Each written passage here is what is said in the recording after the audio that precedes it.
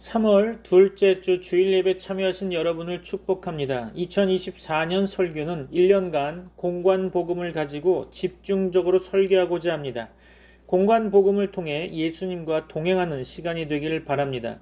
2월 14일부터 3월 30일까지 사순절 기간입니다. 사순절은 예수 그리스도의 고난과 부활을 준비하는 영적인 여정으로 기독교인들에게는 매우 큰 의미가 있다고 할 수 있겠죠. 이 기간 동안 기독교인은 금식과 기도, 회개와 절제, 영적 훈련과 자선 행사 등을 통해 영적 성장을 추구하고 신앙의 깊이를 더하게 됩니다.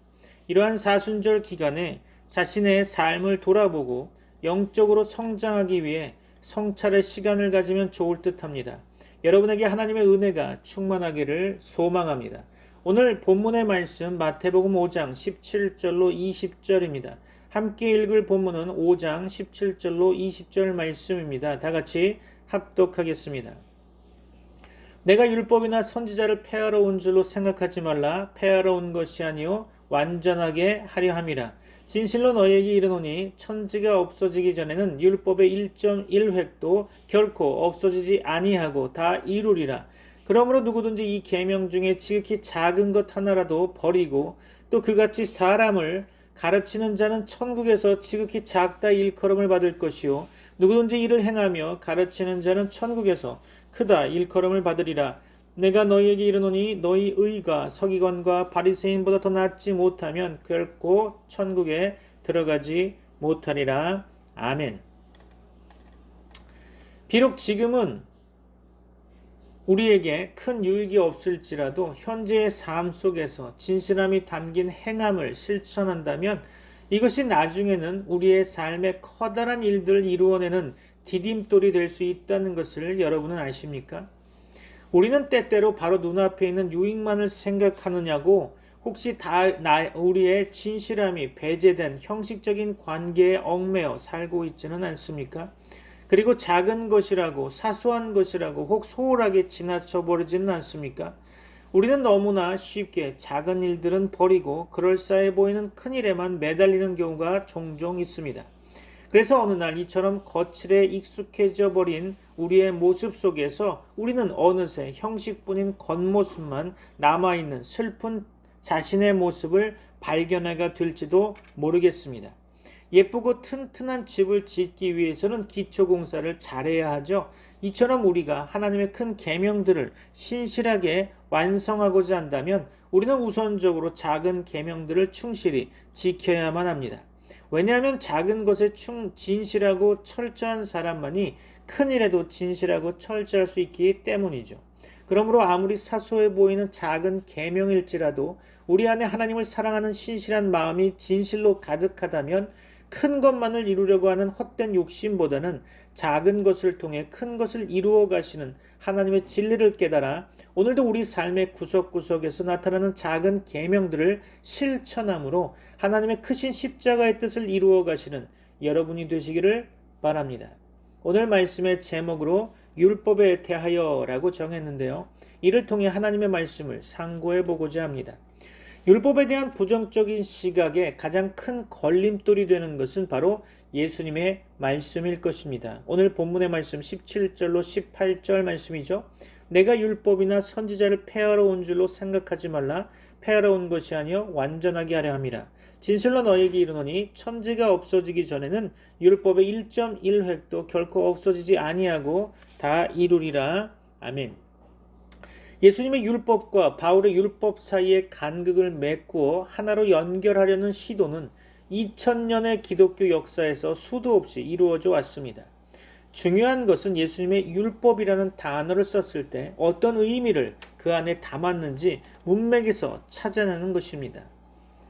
마태복음 5장에서 예수님이 말씀하신 율법의 예를 살펴보면 구약에 있는 수많은 율법의 명령 중에서 예수님이 말씀하신 것은 살인하지 말라, 간음하지 말라, 눈은 눈으로, 이는 이로 갚으라, 내 이웃을 사랑하고 내 원수를 미워하라 등등 예수님은 구약의 율법에서 한 걸음 더 나아가 내 형제에게 화를 내지도 욕하지도 말고 화목하라라고 하시고 마음으로 음욕을 품지도 말라고 하시며 오른뺨을 맞거든 왼편도 대주고 속옷을 원하면 겉옷도 벗어주고 오리를 가자고 하면 심리를 같이 가지고 원수마저 사랑하고 박해하는 자를 위해 기도하라고 가르칩니다.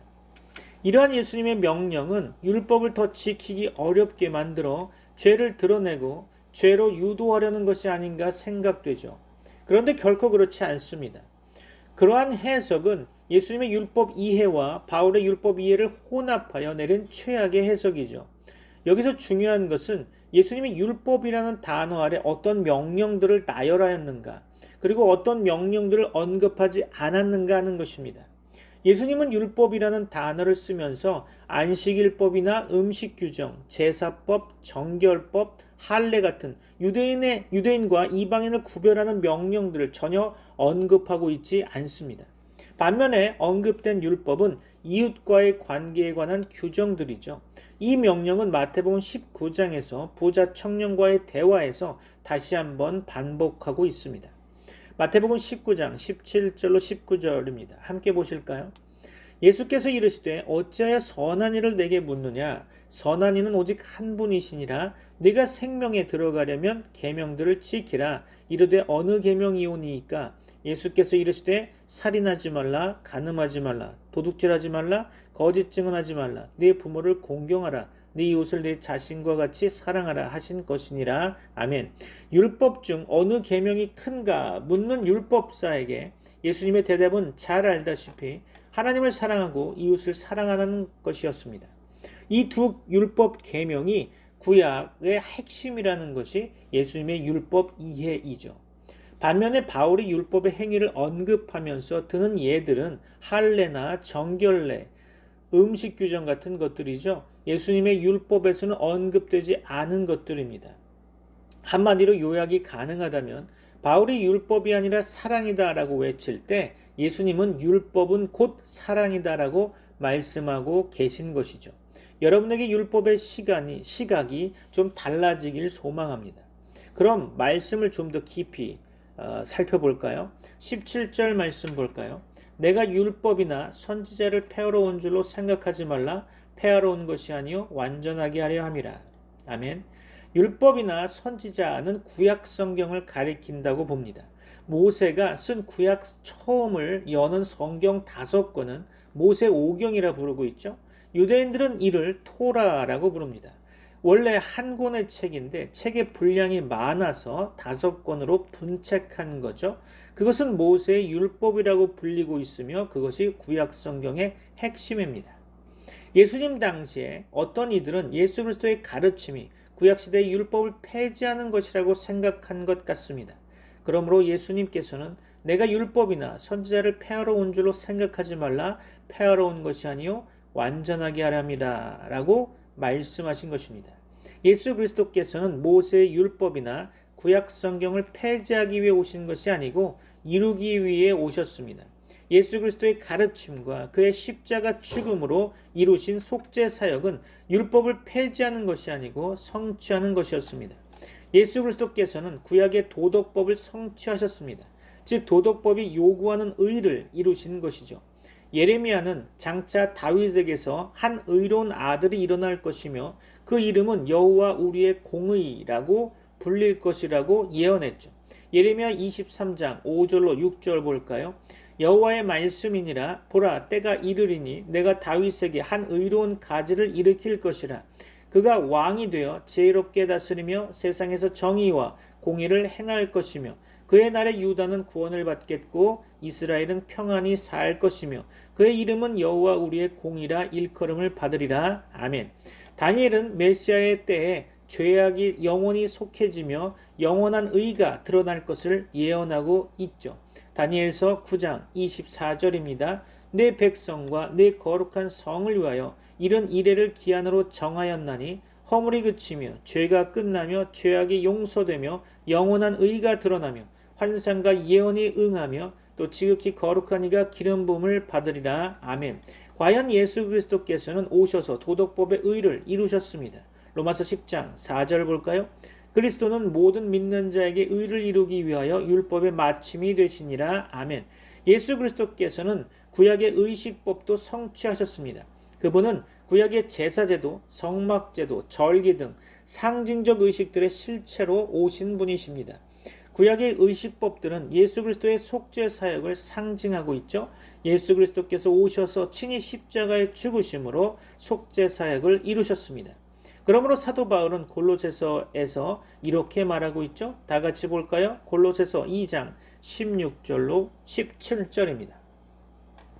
그러므로 먹고 마시는 것과 절기나 초하루나 안식일을 이유로 누구든지 너희를 비판하지 못하게 하라. 이것들은 장래일의 그림자이나 몸은 그리스도의 것이니라. 아멘.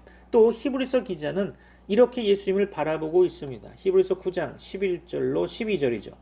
그리스도께서는 장래 좋은 일의 대제사장으로 오사 손으로 짓지 아니한 것 곧 이 창조에 속하지 아니한 더 크고 온전한 장막으로 말미암아 염소와 송아지의 피로 하지 아니하고 오직 자기의 피로 영원한 속죄를 이루사 단번에 성소에 들어가셨느니라. 아멘. 초대교회 이단자 말시온이라는 사람은 구약의 하나님은 무서운 공의의 하나님이시며 신약의 하나님은 사랑의 하나님으로서 서로 다른 하나님이라면서 예수 그리스도께서 구약을 폐지하기 위해 오셨고 율법과 복음은 서로 모순된다고 생각했습니다. 그것은 큰 오해였죠. 역사상 율법주의 이단은 예수 그리스도의 복음을 거절하고 사람이 율법을 지킴으로 구원을 얻는다고 생각했습니다. 다른 한편 반율법주의 사상은 사람이 예수 그리스도의 복음을 믿음으로 의롭다 하심을 얻었으므로 신약 시대에는 도덕법을 지킬 의무가 없다고 생각했죠. 이 두 사상은 다 율법과 복음의 관계를 잘못 생각한 것들입니다. 오늘 본문의 율법이라는 말은 구약 성경 중에 모세 오경뿐 아니라 구약 성경 전체를 가리킨다고 봅니다. 주께서는 이 말씀에서 구약 성경의 신적, 절대적 권위를 증거하셨죠. 율법의 1.1획이라도 라는 표현으로 성경의 지극히 작은 부분까지도 신적 권위를 가짐을 증거하고 있는 거죠. 이 말씀은 성경의 축자 영감을 증거하는 것입니다. 어렵죠? 축자 영감에 대해 좀 설명해 드릴게요. 성경은 하나님의 영감으로 쓰여졌다는 것입니다. 이것이 성경이 명확하게 가르치는 진리인데요. 따라서 성경의 영감성을 부정하는 사람은 참된 기독교인이 아니겠죠. 문제는 하나님의 영감이 어떻게 어느 정도까지 이루어졌는가 하는 거죠. 영감의 방식과 영감의 범위는 조심스럽게 구분되어야 합니다. 이 구분을 제대로 하지 못한 결과로 현재 쓸데없는 논쟁이 재생산되고 있는 실정이죠. 영감의 범위에 있어서 본질적으로 축자 영감과 사상 영감으로 나눌 수 있습니다. 축자 영감은 성경의 원본이 글자 하나의 선택에 이르기까지 하나님께서 역사하셨다는 주장입니다. 반면 사상 영감은 성경 저자의 사상에 한해서 영감이 이루어졌다고 주장하는 거죠. 사상 영감을 주장하는 부류들 가운데 로마 카톨릭의 경우 성경의 영감 범위를 교리와 도덕에 한정시키고 있죠. 그렇게 되면 영감의 범위는 현저하게 줄어들게 됩니다. 영감의 방식에 있어서는 유기적 영감과 기계적 영감으로 구분할 수 있는데요. 후자, 즉 기계적 영감은 하나님께서 마치 성경 저자를 타자기처럼 사용하시거나 받아쓰기와 같은 방식으로 성경을 기록하게 하셨다고 하는 주장이죠. 실제로 하나님은 이런 방식을 아주 제한적으로 가끔 조금씩 사용하기도 하셨죠. 하지만 일반적인 영감 방식이라고 하기에는 좀 곤란합니다. 반면 유기적 영감론자들은 하나님께서 저자의 모든 것, 즉 사상과 교육, 습관 등을 사용하셔서 기록하게 하셨다고 주장하는 거죠. 영감의 범위와 방식을 구분하지 못한 사람들은 축자 영감설과 기계적 영감설을 혼동하는 오류에 빠지게 됩니다. 이 둘을 동일시하면서 축자 영감을 주장하는 사람들을 무지하다고 비판하기도 하죠. 실제로 자유주의 신학을 한 사람 중에서 이런 오류에 빠진 경우가 역사적으로 적지 않아 보입니다. 다시 한번 강조하지만 축자 영감과 유기적 영감은 서로 배타적인 것이 아닙니다. 우리는 성경이 영감의 범위에 있어서는 축자 영감을, 영감의 방식에 있어서는 유기적 영감을 믿어야 하는 거죠. 축자 영감서는 원본 성경에는 어떠한 오류도 없다고 믿는 것입니다. 예를 들어 성경 속에서 약간의 불일치가 발견되면 그것을 조화를 이루도록 설명을 하려고 하고, 만약 그것이 불가능하다고 하더라도 우리가 설명할 수 없는 어떤 다른 이유가 있을 뿐이라고 간주해야 하는 거죠. 반면 축자 영감을 거부하는 사람들은 그와 같은 것들은 대부분 성경 기자의 오류라고 쉽게 간주해버리죠. 축자 영감에 대한 또 다른 오해는 축자 영감을 문자적 해석주의라고 단정짓는 것입니다. 사실 축자 영감을 강조하는 사람들이 문자 하나하나에 관심을 갖는 것은 자연스러운 거죠. 실제로 축자 영감을 주장하는 사람들이 문자적 해석을 선호하기도 합니다. 하지만 이 둘은 전혀 다른 문제죠. 하나는 성경의 기록에 관한 문제이고 다른 하나는 성경의 해석에 관한 문제라는 것입니다. 따라서 축자 영감을 주장하더라도 해석에 있어서는 전혀 다른 방식을 따를 수 있다는 거죠. 성경의 수많은 기적들을 문자적으로 해석하는 것이 옳을까요? 아니면 그냥 하나의 상징적인 의미로만 해석하는 것이 옳을까요? 또 다른 예를 한번 들어볼까요? 너를 위하여 우상을 만들지 말며 거기에 절하지 말라라고 하는 말씀이 있는데 이것을 어떻게 해석해야 할까요? 일제시대 때 문자적으로 해석한 사람들은 그 말씀을 그대로 지키고 순교했습니다. 반면 문화적으로 해석한 사람들은 십계명이 구약의 율법이기 때문에 오늘날 적용될 수 없고 따라서 신사참배는 타당하다고 주장했던 거죠. 이러한 이해들은 문자적 해석 자체가 잘못된 것이 아니라는 것을 분명히 보여주고 있습니다. 성경이 문자로 기록되어 있는 한 해석은 문자에 의존할 수밖에 없죠. 어느 정도 문자적 해석은 불가피합니다. 문자를 무시하는 해석은 존재할 수 없죠. 그렇다면 어느 정도까지 문자적 해석을 할 것인가 하는 문제가 핵심인 거죠. 따라서 문자적 해석을 비난하는 사람들은 자신들은 마치 문자적 해석을 하지 않고 있다는 착각을 하고 있는 것 같습니다. 축자 영감을 따는 사람들 중에서도 이 이론을 잘못 이해하는 사람들이 적지 않아 보입니다. 영감서는 최초 원본 성경에 한정됩니다. 그리고 오늘날 단 한 페이지도 최초 원본이 존재하지 않습니다. 따라서 한글 성경은 번역 성경이므로 이 글자 하나하나에 오류가 없다고 믿는 것은 잘못된 것입니다. 또한 킹제임스 영어본이 매우 훌륭하기는 하지만 그것만이 옳은 번역이라고 주장하는 것도 잘못이라고 보여집니다. 축자 영감론자들이 정말로 축자 영감을 믿는다면 누구보다 열심히 성경을 연구해야 할 것입니다. 오늘날 성경을 하나님의 말씀으로 믿지 않는 자들이 더 열심히 연구하고 있는데 이것은 불행이죠. 더 중요한 것은 역시 성경의 가르친 대로 순종하는 삶을 사는 것입니다. 축자 영감설만 주장하면서 실제의 삶에 있어서는 성경을 연구하지도 않고 따르지도 않는다면 그것이야말로 위선자의 삶이라 하지 않을 수 없을 것입니다. 본문으로 돌아와 도덕법이나 성경은 결코 폐지되지 않고 남김없이 성취되어야 할 성격의 내용인 거죠. 예수 그리스도께서는 그것을 다 이루셨습니다.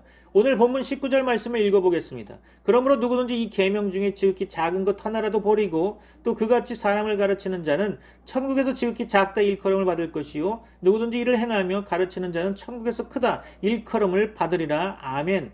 마태복음에서 천국은 두 가지 뜻을 가집니다. 첫째는 천국은 신약교회를 가리키는 거죠. 천국은 이미 신약교회로부터 시작되었습니다. 천국은 마치 좋은 씨처럼 겨자씨처럼 누룩처럼 이미 뿌려졌고 심어졌습니다. 둘째로 천국은 장차 영광스럽게 임할 것입니다. 그 영광의 천국은 예수 그리스도의 재림으로 이루어질 것입니다.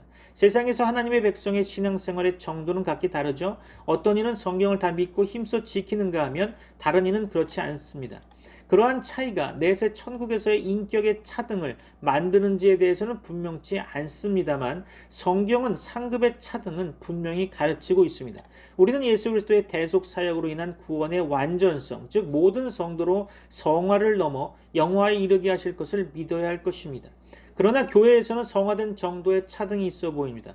하나님의 계명을 다 지키는 자는 교회 안에서 확실히 큰 자이며 다 지키지 못하는 자는 확실히 작은 자일 것입니다. 그러므로 도덕법의 온전한 순종, 작은 부분까지의 순종은 모든 신자들의 의무입니다. 본문에서 비교 대상으로 나타난 서기관들과 바리새인들의 의는 상당한 수준의 의처럼 당시 예수님의 말씀을 듣는 사람들은 생각했을 것입니다. 그것은 외적으로는 별로 흠잡을 데 없어 보이는 의였기 때문이죠. 그들은 안식일을 지켰고요. 소득의 11조를 바치는 것 등 율법을 준수하는 것 같아 보였습니다. 그러나 주 예수 그리스도께서는 그들의 마음이 하나님과 거리가 멀고 온갖 탐심과 거짓으로 가득 차 있다고 지적하셨고 책망하셨습니다. 주께서는 천국에 들어갈 자들이 서기관과 바리새인의 의보다 더 나은 의를 가져야 한다고 말씀하셨죠. 서기관과 바리새인의 의보다 더 나은 의가 무엇일까요? 주께서는 두 가지의 내용을 염두에 주셨던 것 같습니다. 첫째는 그가 장차 십자가 대속의 죽음을 이루실 완전한 의를 가리켰다고 봅니다. 예수 그리스도께서는 우리의 의가 되셨습니다. 로마서 10장 4절 다시 볼까요? 그리스도는 모든 믿는 자에게 의를 이루기 위하여 율법의 마침이 되시느니라. 아멘이시죠? 우리는 예수 그리스도를 믿음으로 의롭다 하심을 얻었습니다. 로마서 3장 24절이죠. 그리스도 예수 안에 있는 속량으로 말미암아 하나님의 은혜로 값없이 의롭다 하심을 얻은 자 되었느니라. 아멘. 예수 그리스도를 믿음으로 얻은 의만 천국에 들어갈 자격이 되는 것입니다. 둘째는 우리의 성심의 율법 준행을 가리켰다고 봅니다. 모세는 이스라엘 백성에게 신명기 6장 5절의 말씀을 가르쳤죠. 함께 보실까요? 신명기 6장 5절입니다. 너는 마음을 다하고 뜻을 다하고 힘을 다하여 네 하나님 여호와를 사랑하라. 아멘. 주께서는 서기관들과 바리새인들에게 마태복음 15장 8절에 말씀하셨죠. 이 백성의 입술로는 나를 공경하되 마음은 내게서 멀도다. 그렇죠. 이 말씀은 이사야서의 말씀을 인용하신 것인데요. 우리가 성심으로 율법을 준행할 때 우리의 의는 서기관과 바리새인의 의보다 나을 것입니다. 성도는 율법을 행하되 단지 형식적으로가 아니라 마음에서 우러나와서 성심으로 해야 할 것입니다. 물론 이 성심의 율법 준행이 천국에 들어갈 조건이 되는 것은 아닙니다. 만일 이것이 조건이 된다면 우리는 행함으로 구원 얻는다는 말이 됨을 간접적으로 표현하는 것이며 그것은 복음을 부정하는 것이 됩니다. 사도 바울이 갈라디아서에서 경고한 대로 저주받을 이단이 되는 것입니다. 단지 참 믿음의 증거로서 성심의 율법 준행이 필요할 뿐입니다. 우리의 의는 이것뿐 예수의 피밖에 없네 찬양이 절로 생각이 납니다. 그러나 예수 그리스도의 십자가 대속의 복음을 참으로 깨닫고 믿는 자들은 율법을 성심으로 행할 것입니다. 여러분에게 깨닫는 은혜와 복이 넘치시기를 축원합니다. 기도하겠습니다. 지금은 우리 주 예수 그리스도의 은혜와 하나님의 사랑과 성령님의 교통하심이 트리니티 미라클 교회 모든 권속들과 세계 교회 위에 이제부터 영원까지 함께 있을지어다. 아멘.